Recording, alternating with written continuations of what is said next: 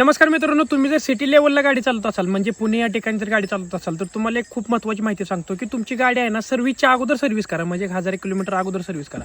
असं का म्हणतोय मित्रांनो, या सगळ्या गोष्टी या व्हिडिओमध्ये सांगतो.